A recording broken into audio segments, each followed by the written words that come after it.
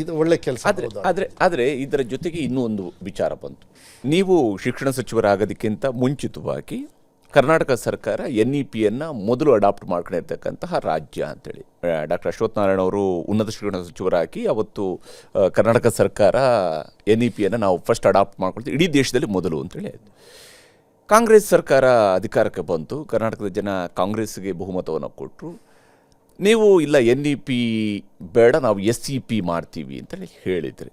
ಒಂದು, ಶಿಕ್ಷಣದ ನೀತಿಯಲ್ಲಿ ಎಷ್ಟು ಬದಲಾವಣೆಗಳಾಗಬೇಕು, ಏನು ಕತೆ ಅನ್ನೋಂಥದ್ದು ಒಂದು ಪ್ರಶ್ನೆ ಇದರಲ್ಲಿ ಇರುವಂಥದ್ದು. ಎರಡನೇದು, SEPಯನ್ನು ನೀವು ಹೇಳಿದ್ರಿ ನಿಜ. SEPಗೆ ಸಂಬಂಧಪಟ್ಟಂಗೆ 2025 ಆಗಸ್ಟ್ ತಿಂಗಳಲ್ಲಿ ನಿಮಗೆ ರಿಪೋರ್ಟ್ ಕೂಡ ಸಬ್ಮಿಷನ್ ಆಗಿದೆ. ಎಷ್ಟು ಮಟ್ಟಿಗೆ SEPಯನ್ನು, ಯಾಕಂದರೆ ಆಲ್ರೆಡಿ ಸರ್ಕಾರಕ್ಕೆ 3 ವರ್ಷ ಆಯಿತು, ಇನ್ನು ಎದುರುಗಡೆ ಇರೋದು 2 ವರ್ಷ.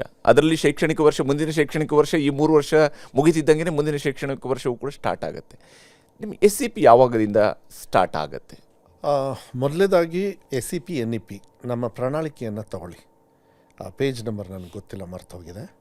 NEPಯನ್ನು ವಿರೋಧ ಮಾಡ್ತೀವಿ, ನಾವೇ ನಮ್ಮ ಸ್ವಂತ SEP ಸ್ಟೇಟ್ ಎಜುಕೇಷನ್ ಪಾಲಿಸಿನ ತರ್ತೀವಿ ಅಂತೇಳಿ ನಾವು ಪ್ರಣಾಳಿಕೆಯಲ್ಲಿ ಹೇಳಿದೆ. ಸೊ ನಾನು ಇಲ್ಲಿ ಮಿನಿಸ್ಟ್ರಾಗಿ ಕುತ್ಕೊಂಡು ಕಾರಣ ಏನು ಅಂದರೆ SEP ತರೋದ್ರಿಂದನೇ. ಓಕೆ, NEP SEPಯಲ್ಲಿ ಮೇಯ್ನ್ ಐಡಿಯಾಲಜಿಕಲ್ ಹೇಳಿಬಿಡ್ತೀನಿ. ಒಂದು ದಿವಸ ನ್ಯಾಷನಲ್ ಅವ್ರು ಹೋಗ್ತಕ್ಕಂಥ ರೀತಿ ನೀತಿ ಹಿಂದಿನ ಸರ್ಕಾರದವ್ರು ಮಾಡಿದರು, ಓಕೆ ಒಪ್ತೀನಿ. ಅದನ್ನು ಸಂಪೂರ್ಣವಾಗೂ ಮಾಡಲಿಲ್ಲ.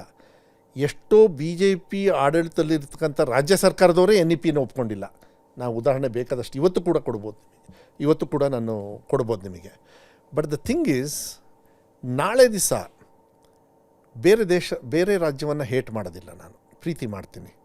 ಮೊದಲೇದಾಗಿ ನನ್ನ ತಾಯಿ ನಾಡಾಗಿರ್ತಕ್ಕಂಥ ರಾಜ್ಯವನ್ನು ನಾಳೆ ದಿವಸ ಇವ್ರ ಕೈಲಿ ಸಿಕ್ಕಾಕೊಂಡ್ರೆ ಕುವೆಂಪುರು ಯಾರು ಅಂತ ಗೊತ್ತಿರಲ್ಲ ನಿಮಗೆ, ತಿಳ್ಕೊಳ್ಳಿ.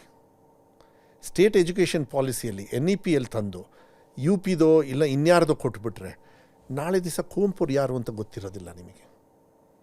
ಪಂಪ ಇವರೆಲ್ಲ ಯಾರು ಅಂತ ಹೇಳಿ ಗೊತ್ತಿರೋದಿಲ್ಲ. ನಿಮ್ಮ ಸಾಧಕರು ಯಾರು ಅಂತ ಜ್ಞಾನಪೀಠ ಪ್ರಶಸ್ತಿಯನ್ನು ಎಷ್ಟು ಹೈಯೆಸ್ಟ್ ತೊಗೊಂಡಿದ್ದೀವಿ ದೇಶದಲ್ಲಿ, ಯಾರು ಅಂತ ನಿಮಗೆ ತೊಗೊಳ್ಳೋದಿಲ್ಲ. ಯಾಕೆಂದರೆ ಐಡಿಯಾಲಜಿಕಲ್ ಬೇಸ್ಡ್ ಹೋಗ್ತಾರೆ. ಪಠ್ಯ ಪುಸ್ತಕದಲ್ಲಿ ಇಷ್ಟು ಕೀಳ್ಮಟ್ಟಕ್ಕೆ ಮಕ್ಕಳಿಗೂ ಕೂಡ ಐಡಿಯಾಲಜಿಕಲ್ ಬೇಸ್ಡ್ ತರಬೇಕು ನಾವು, ಚಿಕ್ಕ ಮಕ್ಕಳಿಗೂ ಕೂಡ ಅಂಥೇಳಿ ತಂದಾಗ ಅದು ಸರಿನಾ ತಪ್ಪ ನಿಮ್ಮ ಪ್ರಶ್ನೆಗೆ ಹಾಕ್ತೀನಿ, ಉತ್ತರ ಏನು ಬೇಡ ನನಗೆ. ಬಟ್ ನಾನು ಸರಿ ಮಾಡಬೇಕೋ ಬೇಡವೋ ಹೇಳಿ ನೋಡೋಣ. ಸೊ ಬೇಸಿಕಲಿ ಲಂಗು ಲಗಾಮು ನಮ್ಮ ಕಂಟ್ರೋಲಲ್ಲಿ ಇರಬೇಕಾಗತ್ತೆ. ನಾವು ಮಾಡಬೇಕಾದ್ರೆ ಲಂಗು ಲಗಾಮನ್ನು ತೊಗೊಂಡು ಮಕ್ಕಳನ್ನು ಉಪಯೋಗ ಮಾಡ್ಕೊಳ್ತಾ ಇಲ್ಲ, ಅವರಿಗೆ ಸ್ಟ್ರೈಟ್ ಡೈರೆಕ್ಷನಲ್ಲಿ. ಈಗ ಮಾರಲ್ ಸೈನ್ಸು ಒಳ್ಳೇದು ಹೌದೋ ಅಲ್ವೋ, ಆಮೇಲೆ ನೀತಿ ವಿಜ್ಞಾನ ಆಯಿತು, ಸೋಷಲ್ ಮೀಡಿಯಾ ಒಳ್ಳೇದು ಹೌದೋ ಅಲ್ಲೋ. ಇಂಥ ವ್ಯವಸ್ಥೆಗಳನ್ನು ನಾವು ತರಬೇಕಾದ್ರೆ, ರೈಟ್ ಡೈರೆಕ್ಷನಿಗೆ ಹೋಗಬೇಕಾದ್ರೆ, ನಾನು ಇಲ್ಲಿ ಕೂತ್ಕೊಳ್ಳೋದಕ್ಕೆ ಪ್ರಣಾಳಿಕೆ ಕಾರಣ ಆದಾಗ SEP ಬರಬೇಕು. ನೆಕ್ಸ್ಟ್ ಕ್ವೆಶ್ಚನ್, ನೀವು 25 ಆಗಸ್ಟಿಗೆ ಕೊಟ್ಟಿದ್ದಾರೆ ಮಧುರೆ, ಇನ್ನೂ ಏನು ನೀವು ಮಾಡಿಲ್ಲ ಅಂಥೇಳಿ. SEP NEPಯಲ್ಲಿ ಡಿಫ್ರೆನ್ಸಸ್ಸು ಹೆಚ್ಚು ಬಹುಪಾಲು ಹೈಯರ್ ಎಜುಕೇಷನ್ಗೇ ಬರೋದು. They have got different exit plan, ಇದೆಲ್ಲ ಇದೆ. ಸೊ ಸ್ಕೂಲ್ ಎಜುಕೇಷನಲ್ಲಿ ಭಾಳ ಕಮ್ಮಿ. ಸ್ಕೂಲ್ ಎಜುಕೇಷನ್ ಈಗ CBSE they had 1 exam policy. Why now they have 2 exam policy? ನಮ್ಮದೇ second most important in the history. ನಮ್ಮ ದೇಶದಲ್ಲಿ ಹಿಸ್ಟ್ರಿಯಲ್ಲಿ ಕರ್ನಾಟಕ ರಾಜ್ಯ ಫಸ್ಟ್ ಸ್ಟೆಪ್ ತೊಗೊಂಡಿದ್ದೇನು ಅಂದರೆ, ಕಾಪಿ ಹೊಡೆದು ಪಾಸ್ ಮಾಡೋರು. ವೆಬ್ಕಾಸ್ಟಿಂಗ್ ಅಂಥೇಳಿ 2023 ವೆಬ್ಕಾಸ್ಟಿಂಗ್ ತಂದು ಒಂದೇ ಸತಿ 20% ಬಿತ್ತು. ಮೊದಲೇ ಟೀಕಾ ಟಿಪ್ಪಣಿಗಳಿದ್ವು ನನ್ನ ಬಗ್ಗೆ, ಶಿಕ್ಷಣ ಸಚಿವರಿಂದ 20% ಹೋಗೇ ಬಿಡ್ತು ಅಂದರು. ಸಾರಿ, ಮಕ್ಕಳಿಗೆ ಕಾಪಿ ಹೊಡೆದು ಇವತ್ತು ನೀವು ಪಾಸ್ ಆದರೆ ಅವ್ರ ಭವಿಷ್ಯದಲ್ಲಿ ಪರ್ಮನೆಂಟಾಗಿ ಫೇಲ್ ಆಗ್ತಾರೆ. ಅದು ಆಗಬಾರ್ದು ಅಂತಲೇ ನಾವು ಈ ಕೆಲಸವನ್ನು ಮಾಡಿರೋದು. ನಾವು ಮಾಡಿದ್ದು ಸರಿನಾ ತಪ್ಪ? ನೀವು ಒಪ್ತೀರಾನ? ಕಾಪಿ ಆಗ್ತಾಯಿತ್ತು ಹೌದು ಅಲ್ಲೋ. ನಾನು ಯಾವ ಪ್ರಾಂತ್ಯ ಅಂತ ಹೇಳಲ್ಲ ನಮ್ಮ ರಾಜ್ಯದಲ್ಲಿ, ಯಾಕೆಂದರೆ ಅಲ್ಲಿ ಅವಮಾನ ಮಾಡೋದಕ್ಕೆ ಇಷ್ಟ ಇಲ್ಲ. ಯಾಕೆಂದರೆ ಇವತ್ತು ಉತ್ತರ ಕೊಟ್ಟಿದ್ದಾರೆ 12 ಕ್ಲಾಸಲ್ಲಿ. SSLCಯಲ್ಲೂ ಕೊಡ್ತಾರೆ. SSLCಯಲ್ಲೂ super they are, Kalyana Karnataka ಭಾಗನೇ. ಅವರೆಲ್ಲ ಏನೋ ಮನಸ್ಸಲ್ಲಿ ಅವರಿಗೊಂದು ಬೇಜಾರು. ಅದಕ್ಕೆ SEP NEP ಅನ್ನೋದು ಹೈಯರ್ ಎಜುಕೇಷನ್ ಅವ್ರು ಆಗಲೇ ಮಂಡನೆ ಕ್ಯಾಬಿನೆಟಲ್ಲಿ ಕೊಟ್ಟರು. ನಮ್ಮದೆಲ್ಲ ಈ ರಿಸಲ್ಟ್ಸ್ ಆದ ತಕ್ಷಣ ನಾನು ಕ್ಯಾಬಿನೆಟಲ್ಲಿ ನಾನು ಮಂಡನೆ ಮಾಡ್ತೀನಿ. ನಂದು ಭಾಳ ಕಮ್ಮಿ ಇರುತ್ತೆ, ನಂದು ಹೆವಿ ಇರೋದಿಲ್ಲ, ತುಂಬ ಇರೋದಿಲ್ಲ. ಅದಾದಮೇಲೆ ತೀರ್ಮಾನ ಕ್ಯಾಬಿನೆಟ್ಟಿಗೆ ಆದಮೇಲೆ ಮತ್ತು ಐ ಥಿಂಕ್ ವಿಧಾನಸಭೆಯಲ್ಲೂ ಕೂಡ ಇದು ದೊಡ್ಡ ಮಟ್ಟದಲ್ಲಿ ಚರ್ಚೆ ಆಗ್ತದೆ. ಆಮೇಲೆ ಒಂದು ನೀತಿಯನ್ನು ತರ್ತಕ್ಕಂಥ ವ್ಯವಸ್ಥೆನ ಆಗಬೇಕು. ಸಿ NEP ಆಗಲಿ SEP ಆಗಲಿ, it should be in the interest of children's. ಅವ್ರ ಬೆಳವಣಿಗೆಗೆ ಚೆನ್ನಾಗಿ ಐಡಿಯಾಲಜಿಕಲ್ ಕಂಟ್ರೋಲ್ ಯಾವತ್ತೂ ಕೂಡ ಇರಬಾರ್ದು. ಮುಂದೆ ಭವಿಷ್ಯಕ್ಕೆ ಒಳ್ಳೆಯದಾಗಬೇಕು. ಭಾರತ ದೇಶ ಇಡೀ ದೇಶದಲ್ಲಿ ಭಾಳ ಮುಂಚೂಣಿಯಲ್ಲಿದೆ. ಬ್ಯಾಂಗ್ಳೂರು ರಾಜ್ಯದಲ್ಲೇ ದೇಶದಲ್ಲೇ ಮುಂಚೂಣಿಯಲ್ಲಿದೆ. ಸೊ ಭಾರತ ದೇಶ ಬೇರೆ ಬೇರೆ ದೇಶದಲ್ಲಿ ಕೂಡ ಭಾಳ ಕಾಂಪಿಟೇಷನಾಗಿ ಹೋಗೋದ್ರಿಂದ ಅದು HR ಡಿಪಾರ್ಟ್ಮೆಂಟ್ ಎಲ್ಲಿಂದ ಬರ್ತದೆ? ನಮ್ಮ ದೇಶದ ವ್ಯಕ್ತಿಗಳಿಂದ. ಮತ್ತು ಭಾರತ ದೇಶದಲ್ಲೂ ಕೂಡ ಬೆಂಗಳೂರು, ನಮ್ಮ ಕರ್ನಾಟಕ ತುಂಬ ಮುಂಚೂಣಿಯಲ್ಲಿದೆ. ಅಂದರೆ ನಮ್ಮ ಸಿಸ್ಟಮ್ ಇದೆ, ಅದು ಕರಪ್ಟ್ ಆಗಬಾರ್ದು.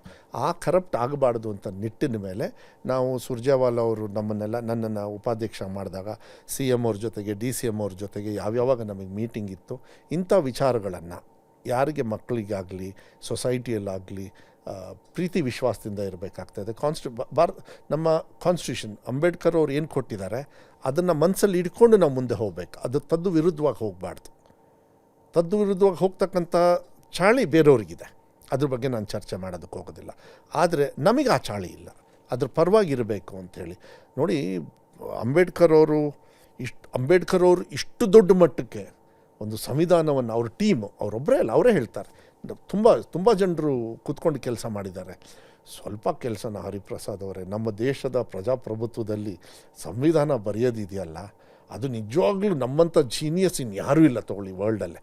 ನಮ್ಮ ಸಂವಿಧಾನ ಬೇರೆಯವ್ರಿಗೆ ಉದಾಹರಣೆ ಅದು. ಸೊ ಅದನ್ನು ನಾವು ತೊಗೊಂಡು ಹೋಗಿರೋದ್ರಿಂದ SEP ಐ ಥಿಂಕ್ ನಾವು ಕೂಡ ಈ SSLCದು ರಿಸಲ್ಟ್ ಆದಮೇಲೆ 30ನೇ ತಾರೀಕಿಗೆ ಸೆಕೆಂಡ್ ಇಯರ್ PUCದು ಮುಗಿದೋಗುತ್ತೆ. ಯಾಕೆಂದರೆ ಅವರೆಲ್ಲ ಇದಕ್ಕೆ ಹೋಗಬೇಕು, ಏನು CET ಇದಕ್ಕೆಲ್ಲ ಹೋಗಬೇಕು. ಸೊ ಅದಕ್ಕೆ ಅದನ್ನೆಲ್ಲ ಮುಗಿಸಿದ ತಕ್ಷಣ ಈಗ ನೆಕ್ಸ್ಟ್ SEPಗೆ ತೊಗೊಂಡು ಆದಷ್ಟು ಬೇಗ ಅದನ್ನು ವಿಧಾನಸಭೆಯಲ್ಲೂ ಕೂಡ ಮಂಡನೆ ಮಾಡ್ತಕ್ಕಂಥ ಕೆಲಸವನ್ನು ನಾವು ಆ್ಯಕ್ಚುಲಿ ಈ ಸತಿ ತರಬೇಕಂತ ಇದ್ವಿ. ಬಟ್ ಈ ಸತಿ ಏನಾಯಿತು, ಸ್ಕೂಲ್ ಪ್ರಾಪರ್ಟಿನ ಸೇಫ್ ಗಾರ್ಡ್ ಮಾಡೋದು, ಟ್ರಾನ್ಸ್ಫರ್ಸ್ ಸಿಸ್ಟಮ್ನ ಚೇಂಜ್